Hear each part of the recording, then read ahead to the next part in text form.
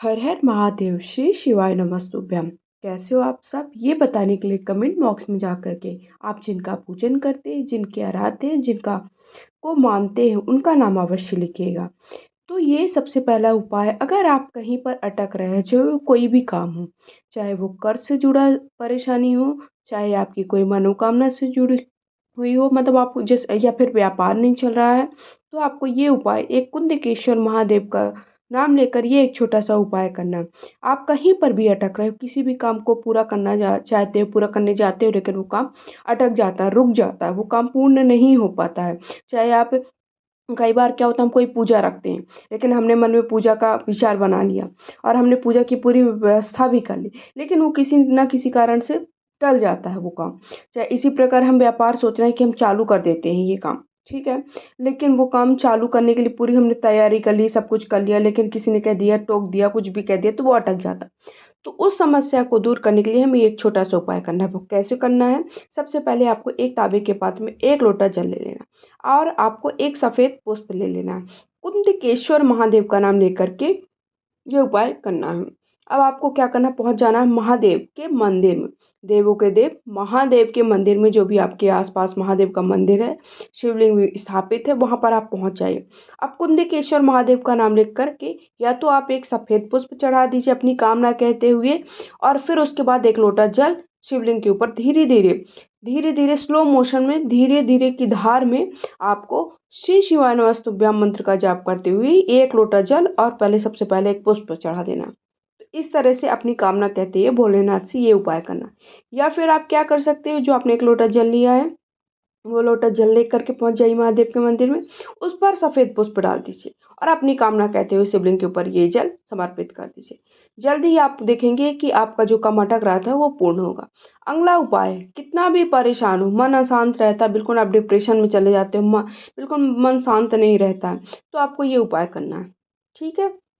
बहुत मन में अशांति, बहुत मन में चीज़ें चलती रहती हैं, नहीं ऐसे चीज़ें बिल्कुल परेशान करती रहती हैं कि ये भी कर लेते हैं, ये भी हो जाता, ये नहीं हो रहा है, वो क्यों नहीं हो रहा है, ऐसा मन बिल्कुल नहीं, कई बार होता है कि हम बहुत परेशान रहते हैं, बहुत मन में चीज़ें चलती रहती हैं, इसको कर लें कि उसको कर लें, ये काम क्यों नहीं हो रहा है, ये क्यों नहीं हो रहा है, ऐसे बहुत सारी चीज़ें मन में चलती हैं, वो उसके कारण हम बहुत परेशान होते हैं, कई बार हम बीमार भी हो जाते हैं, कई बार हमारा मन किसी चीज़ में नहीं लगता है।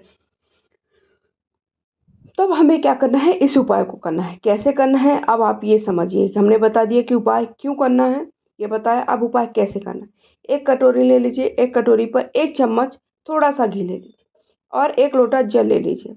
ये सारी सामग्री लेकर के पहुंच जाइए देवों के देव महादेव के मंदिर में, ठीक है। आप पहुंच गए महादेव के मंदिर में, एक कटोरी में आपने घी लिया था थोड़ा सा, और आपने क्या लिया था, एक लोटा जल लिया था, तांबे का पात्र लिया है, उस पर जल। कभी भी आप किसी भी मंदिर में जाएं, जल अपने घर से ही लेकर के जाएं, खाली कटोरी,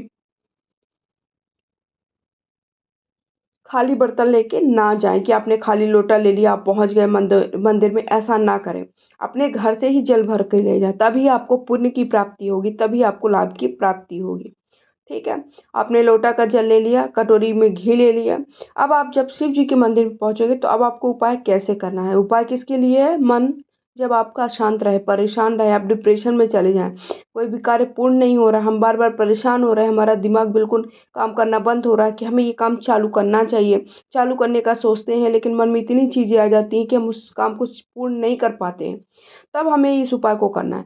आपकी जो छोटी वाली उंगली है, जो अनामिका उंगली कहलाती ना, उससे शिवलिंग के ऊपर जो घी लिया है, घी से ओम की आकृति दे देना है, ठीक है। और ओम नमः शिवाय या श्री शिवाय नमस्तुभ्यम मंत्र का जाप करते जाना है।